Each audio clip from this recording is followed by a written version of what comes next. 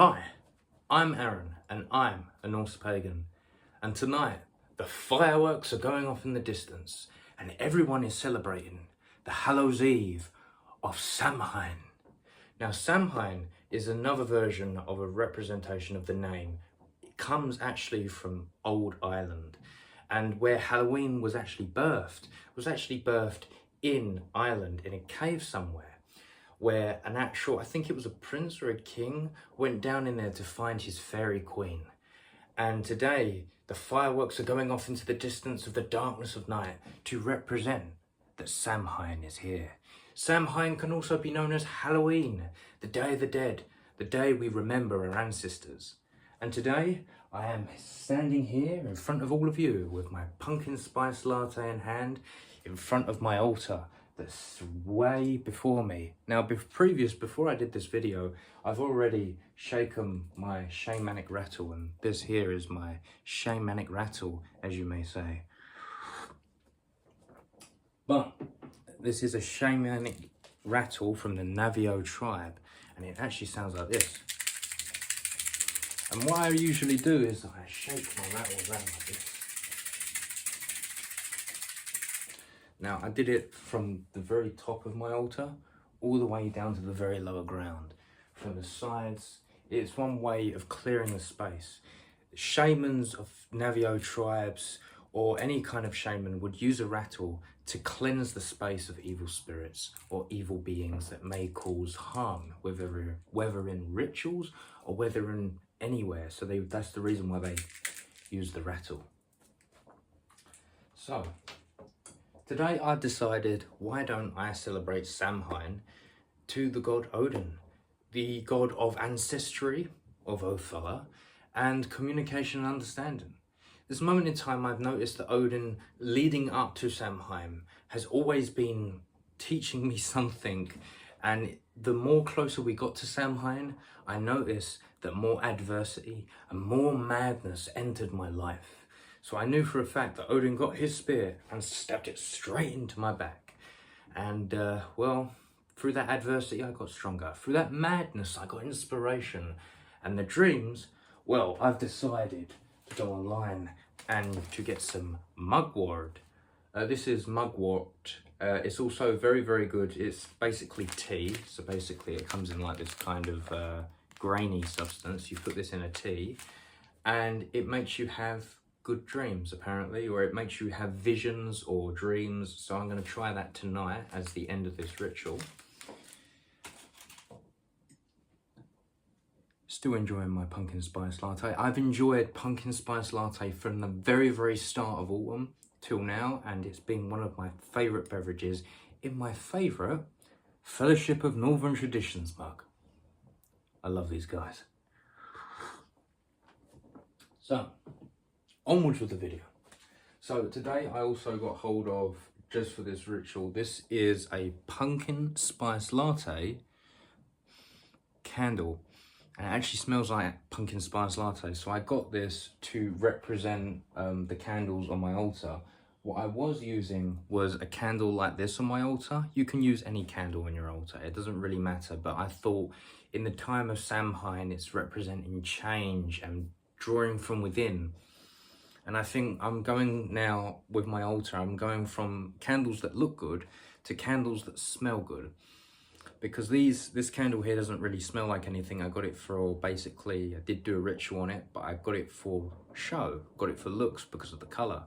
However, I've decided to upgrade to represent Samhain, a sense of change, integrating from the summer months into more of the winter months. I decided to get something that reminds me of the season so much, as I love the smell of coffee, of pumpkin spice lattes, every autumn that happens.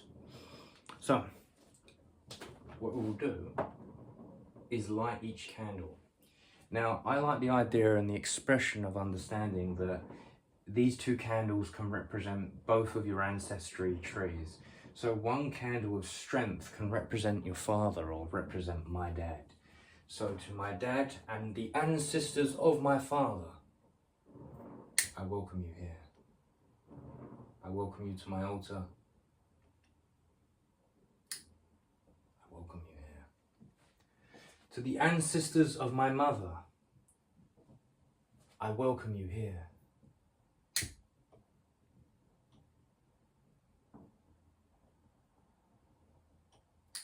Remember this.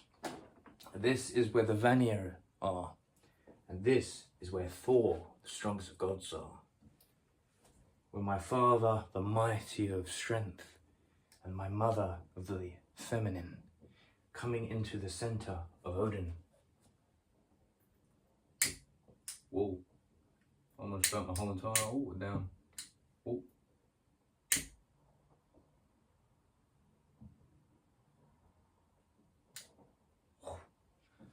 That scared the hell out of me.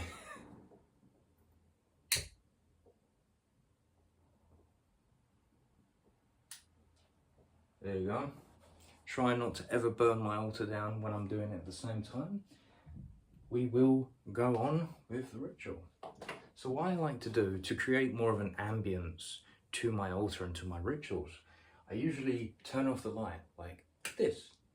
And then, as you can see, it makes an ambient look. With the light on, with the light off, with the light on, with the light off. Now you can understand the reason why I turn the lights off when I do my rituals. You can also see the eye of Odin. I'm not entirely sure if the camera can pick it up, but you can see it to some level of degree. But I'll put this camera right back where it was because I do not want to miss that one out.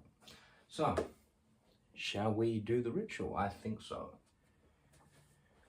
O Father Odin, wisest of all the gods, you have taught me wisdom, you have taught me knowledge. You have taught me communication, you have taught me understanding. You're the wisest of wanderers.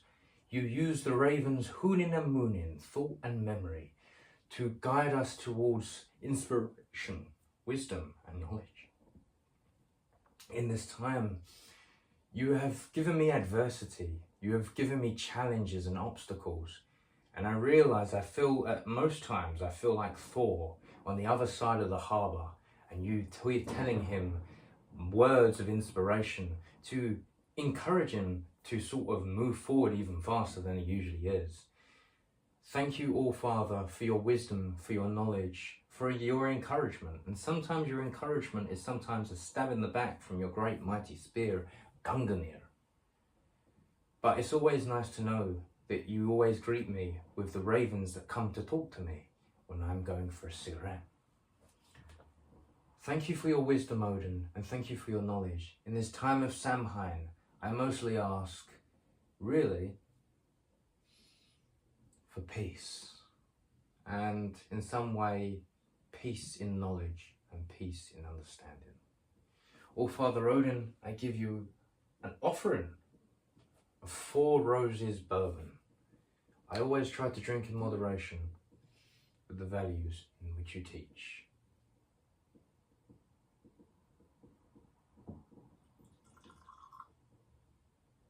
Hail, Odin, Skull.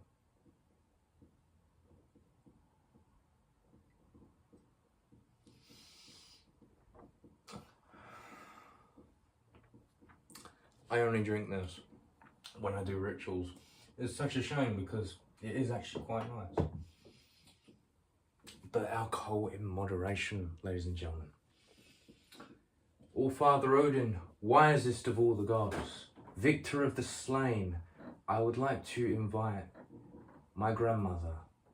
Her name is known as Margaret Starris. Margaret Starris was my nan. She was wise, just like you. She taught me many things about the Ella family and the Starris family. It was my father's mother. I ask mostly for her guidance and her wisdom in my travels alone. When I am lost, as encouragement, wherever I may go. Hail Odin! Hail the All-Father! The victor of the slain, the wisest of wanderers. Skull, hail to the old gods. Skull. Now, you may say, well, how is this linked to Ancestry. Well, that's a very good point. How is this time? Whoa, that was a big lie.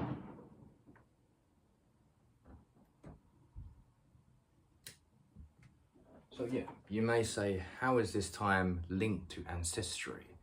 Or how is this time linked to the ancestors? Well, you've got to realize it's a seasonal change.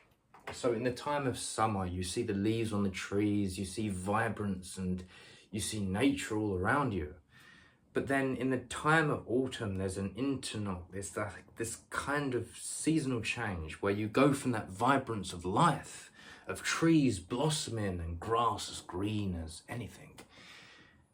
And then you go to this place where it's fucking mad. You go from trees that look like fucking scarecrows and leaves everywhere from different colours to yellows to oranges to reds. Fucking hell, it's beyond me at this point.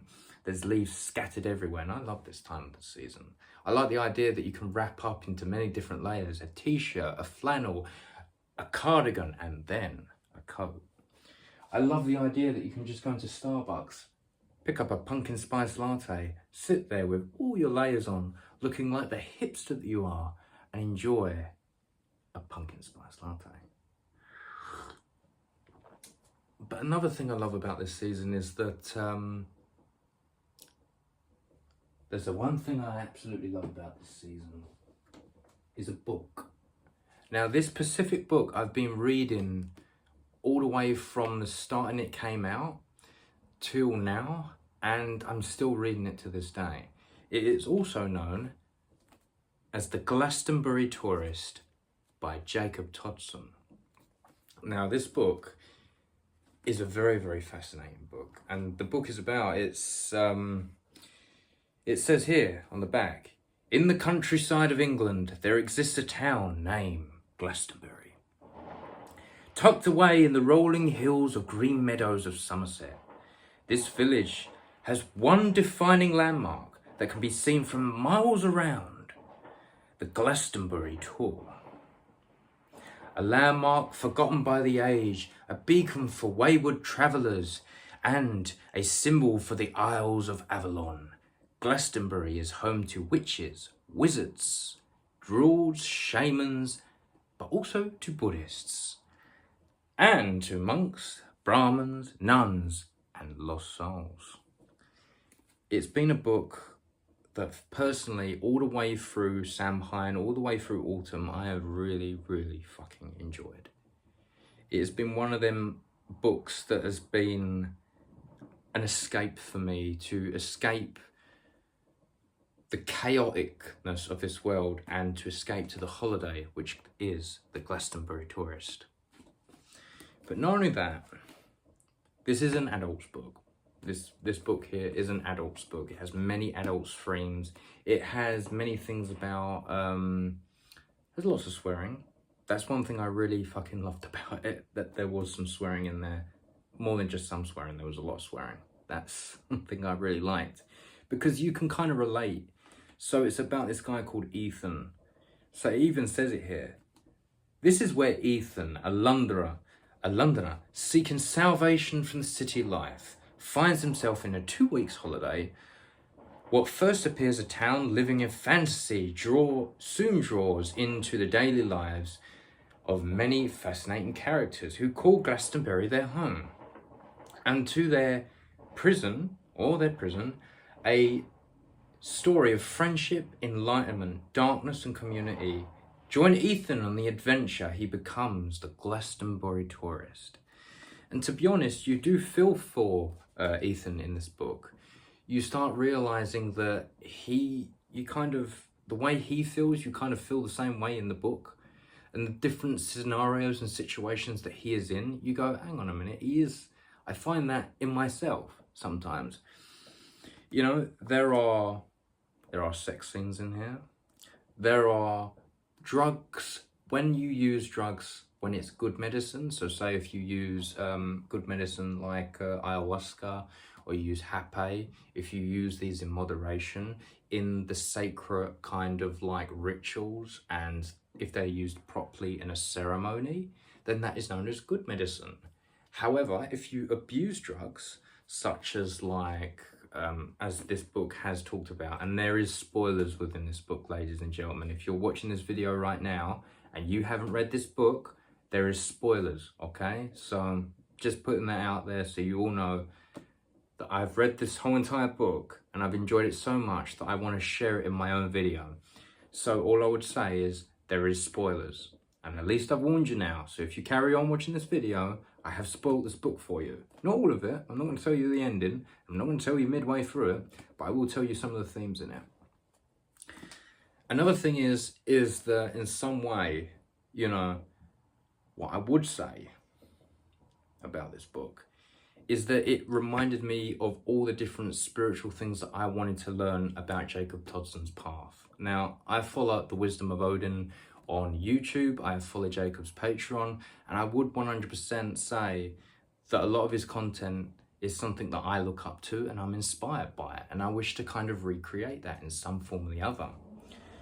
But what I would say is that when I read this book, it was basically all of the things that he has learned in his life as being a Norse pagan, compiled into a book form and then presented as the Glastonbury tourist.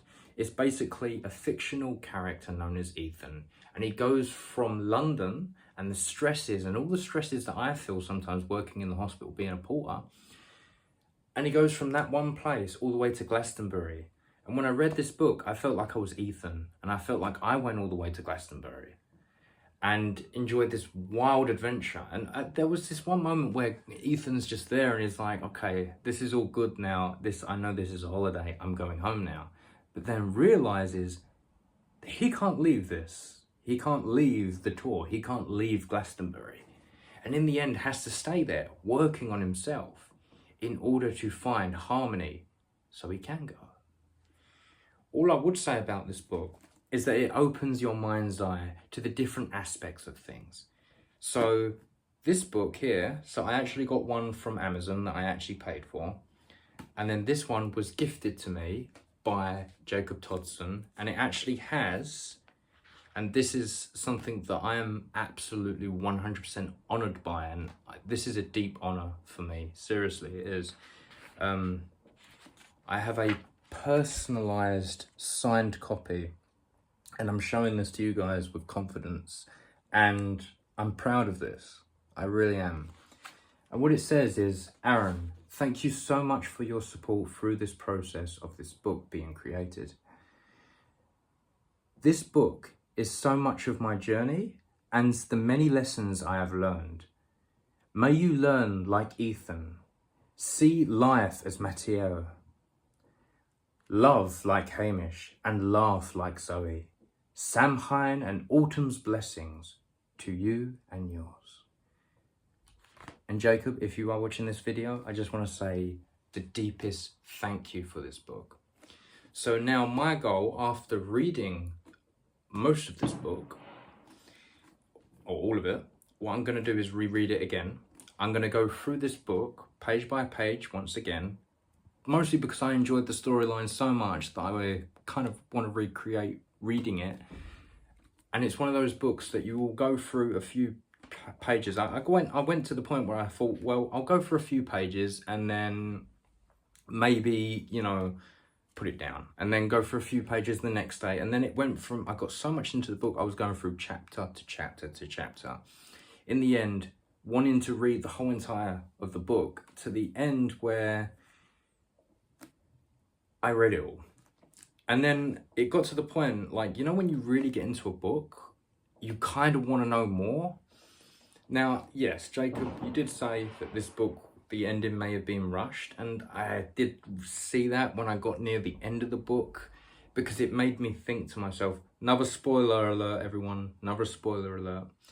But it made me think to myself, what's going to happen to Isla and Hamish? You know, what's going to happen to these people? What's going to happen with Lila and Ethan? And then it dawned on me, for one fact of the matter, is that there might be another book explaining this. Like, so I thought to myself, don't worry too much about it. There will be another book that details everything that I would want to know. However, I will be reading this book and highlighting through it. So highlighting all the good bits, which are spiritual practices like the White Springs. Learned a lot of good things about the White Springs, how you can use that. You can actually physically go there in the Glastonbury tour, or in Glastonbury, you can actually go to the White Springs and there is a spiritual moment there for you. And what I would suggest is that I would like to do that myself. However, you can do it right here at home.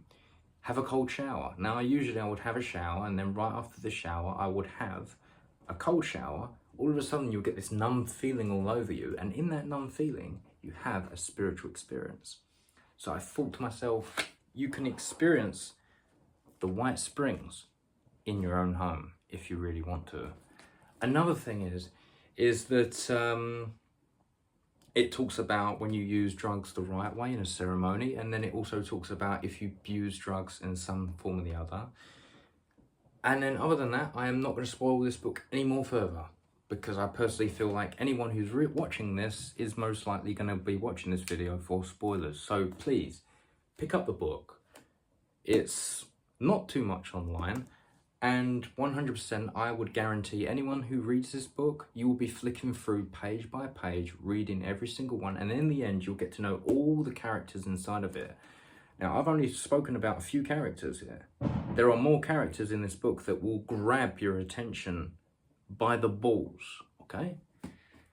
Another thing I would like to also say on the basis of Jacob Dodson is that this t-shirt that I'm wearing right here is one of the t-shirts that he actually sells in his shops, known as Teespring. Now, this specific shirt is also known as, it says Odin here, Othala, Dagaz, Isa, and Nuthris, representing Odin. But this is representing Odin and the Oath Rings, with the Volknoots here.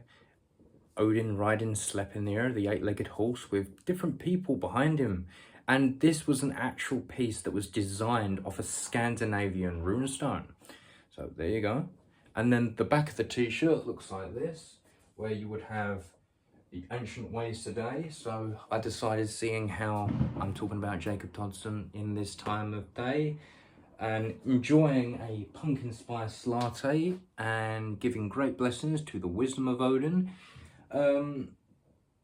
yeah, I thought, why not wear his merch and to promote it on my videos. However,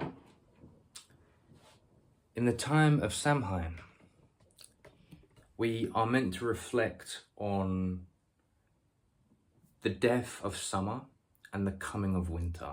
It's in that integrational change. And in that integrational change, we think about going within ourselves and what we can work on. And this is what's so brilliant about this book. So what I'll be doing is that I'll be rereading it, highlighting it, and then going through and trying to evaluate myself and try and see what I can improve from within. And I would say in this time of Samhain, and whether it turns into Samhain and then goes into winter, I would 100% suggest anyone who is in this time of year to reflect deeply from within yourself and think, what can I change? What can I do that's better? What can I be more of? And what can I improve on? So then when it does come to the time of spring, where you have the green man and the May Queen, where the green man of fertility comes to the May Queen of the sun and inserts himself inside, and then becomes the prosperous of summer once again. That is mostly the Green Man and the May Queen, of course. However, now, if you've enjoyed these videos at the Hipster of Odin, please feel free to like and subscribe to these videos.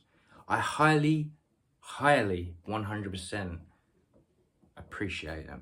At this moment in time, I'm mostly just starting out, and I really highly appreciate anyone who follows me, subscribes to me, and simply shows that level of support. It really helps out. So, in this time of Samhain, please grab your pumpkin spice lattes, enjoy this evening, wrap up warm with either a beanie or a scarf or a wide-brimmed hat, and become a wanderer once again in the winter's eve. Until the hall, Scala.